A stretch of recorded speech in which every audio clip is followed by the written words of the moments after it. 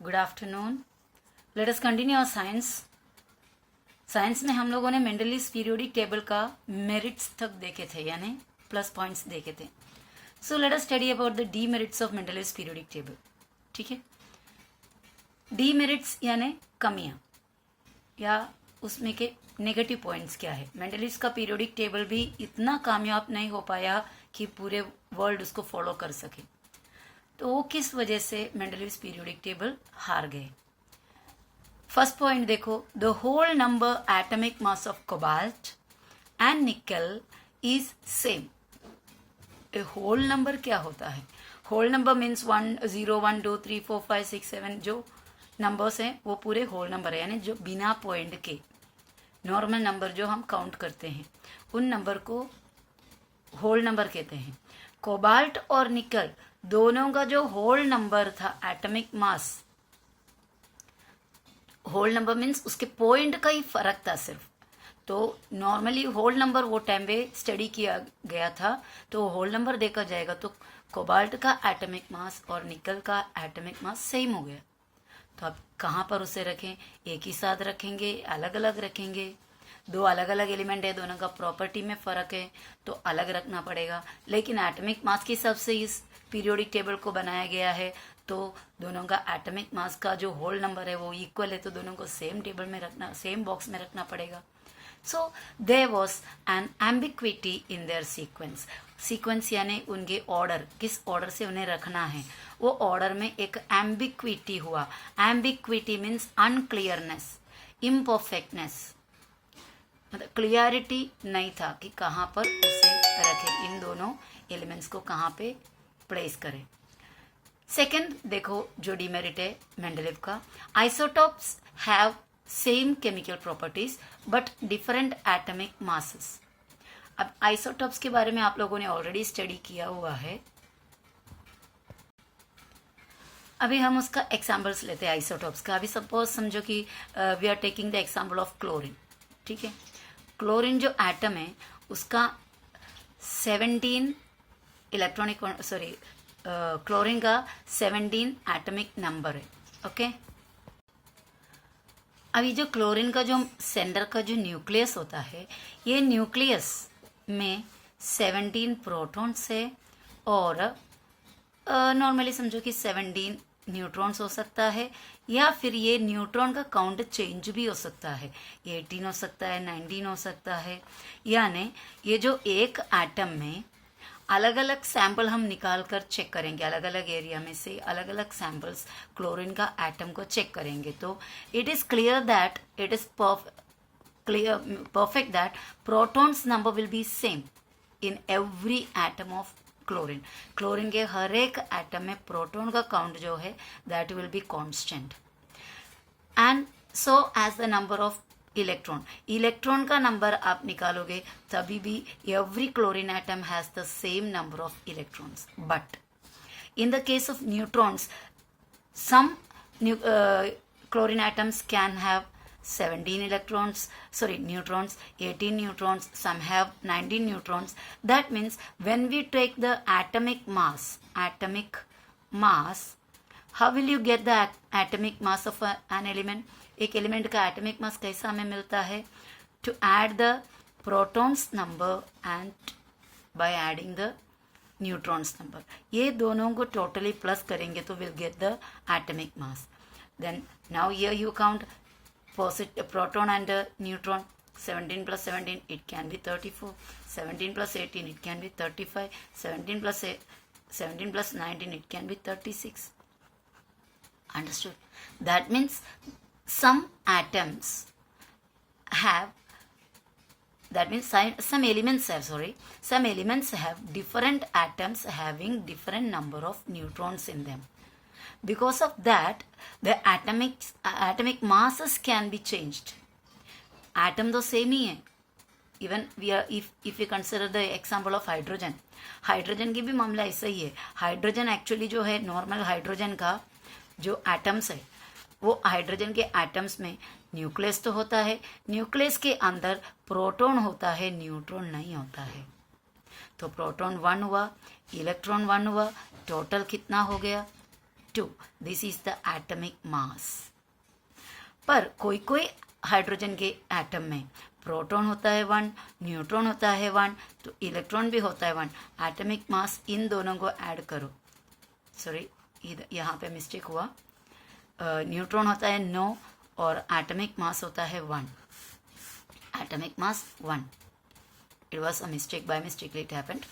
और दूसरे कोई हाइड्रोजन का एटम निकालोगे तो उसमें प्रोटॉन होगा 1. जितना प्रोटॉन होगा उतना इलेक्ट्रॉन तो होता ही होता है. प्रोटॉन जितना है उतना ही इलेक्ट्रॉन तो होता ही है. पर एटमिक मास के लिए किसको ऐड करना पड़ता है? प्रोटॉन और न्यूट्रॉन को. यहाँ पर भी प्रोटॉन जितना है उतना इलेक्ट्रॉन है, वो फिक्स है, उसमें कोई चेंजेस नहीं है.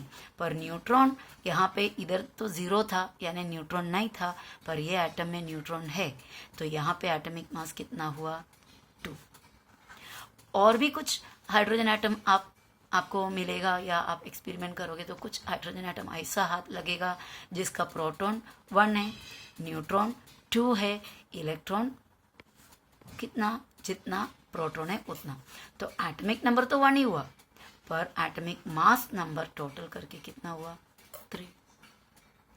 तो इसे कहते हैं हाइड्रोजन के डिफरेंट आइसोटोप्स या क्लोरीन के डिफरेंट आइसोटोप्स. तो सभी आइसोटोप्स में केमिकल प्रॉपर्टी तो सेम है, क्योंकि प्रोटॉन और इलेक्ट्रॉन का काउंट सेम है. प्रोटॉन इलेक्ट्रॉन का काउंट सेम है तो उनके इलेक्ट्रॉनिक इसका केमिकल प्रॉपर्टी जो है वो इक्वल सेम ही रहेगा. तो केमिकल प्रॉपर्टी सेम है तो उसे एक ही कॉलम में रखना पड़ेगा. लेकिन एटमिक मास सेम है तो मेंडलीव ने एटमिक मास के हिसाब से किया.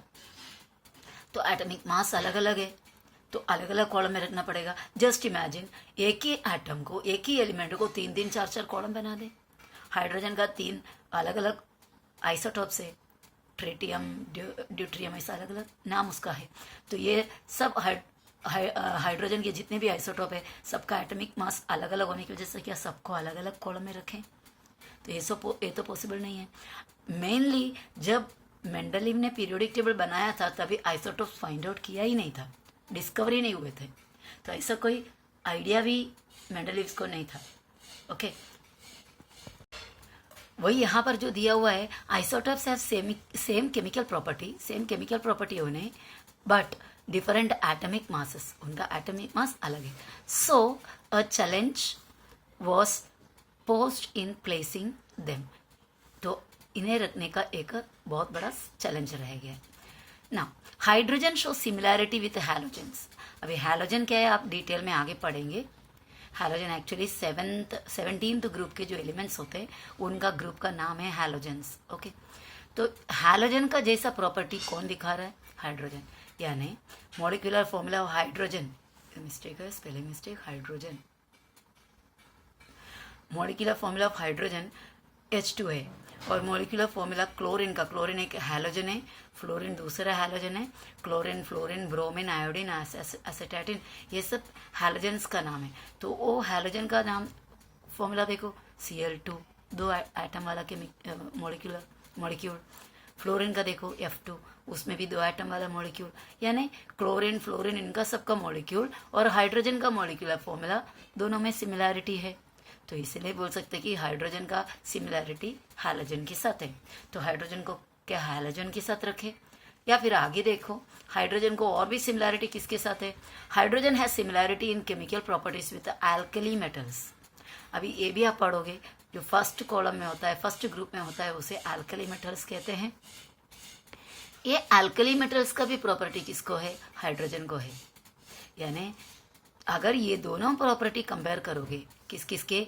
हाइड्रोजन का हैलोजन के साथ का सिमिलैरिटी और हाइड्रोजन का एल्कली मेटल के साथ का सिमिलैरिटी, ये दोनों प्रॉपर्टी को देखोगे तो when these properties are considered it can't be decide करना मुश्किल है whether the correct position of hydrogen is in the group of halogens और in the group of alkali metals.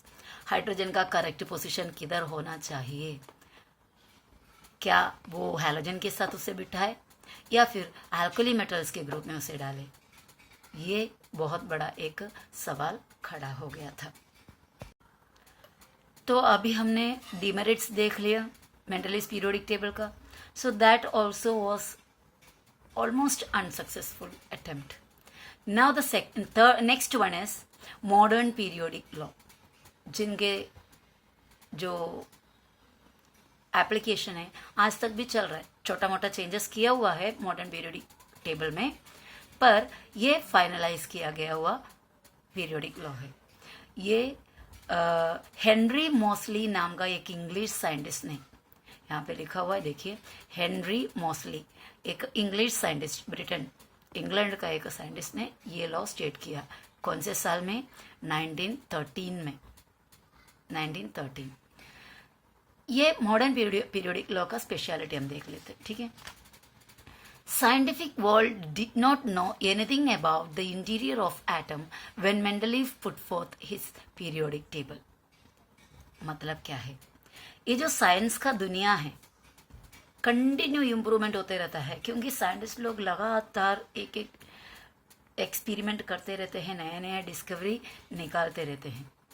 तो जब मेंडलीव ने अपना पीरियोडिक टेबल पुट फोर्थ यानी दुनिया के सामने रखा, उस टाइम पे साइंटिफिक वर्ल्ड को यानी साइंस की दुनिया को एटम के अंदर भी कुछ पार्टिकल्स होता है, जैसे कि प्रोटॉन, न्यूट्रॉन, इलेक्ट्रॉन वगैरह, ऐसा कुछ पार्टिकल्स होता भी है, वो पता ही नहीं था. उस जमाने के हिसाब से atom was the smallest part. Atom was indivisible. उसे और डिवाइड नहीं कर सकते थे. कांट बी डिवाइडेड अगेन, ऐसा एक आइडिया सभी के दिमाग में थे. पर काफ़ी साल के बाद फिर पता चला कि एटम के अंदर और भी छोटे पार्टिकल्स होते हैं, और उन पार्टिकल्स के बारे में स्टडी करने लगे, और वैसा वो पार्टिकल भी दुनिया के सामने आया.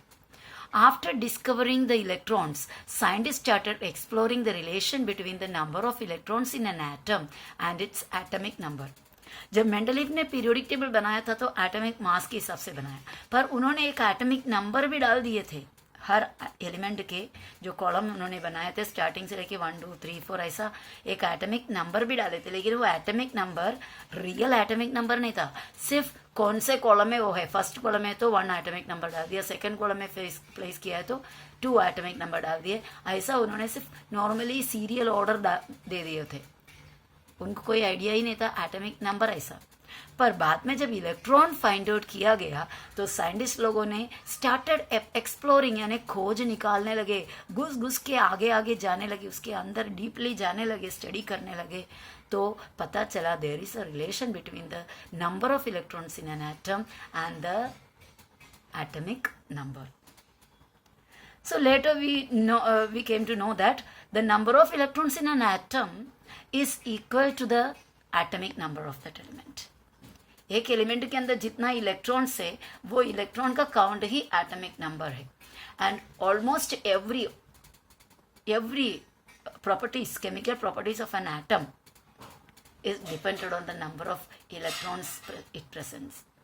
उसके अंदर इट कंटेन्स, उसके अंदर जितने भी इलेक्ट्रॉन्स है, the chemical properties depended on that. वो एटम का या वो एलिमेंट का केमिकल प्रॉपर्टी उन इलेक्ट्रॉन्स के ऊपर डिपेंडेड है, not on the atomic mass number. अभी हेनरी मॉसली के बारे में हम देखते हैं. He was an English scientist as I said so. Experiments done using X-ray tube. इन्होंने एक्सपेरिमेंट्स करना स्टार्ट किया किसके मदद से? एक्सरे ट्यूब के मदद से. It's a device for with which he has done the experiments. He found that उन्होंने ये फाइंड आउट किया कि the atomic number is the number of protons and the number of positive charge in the nucleus.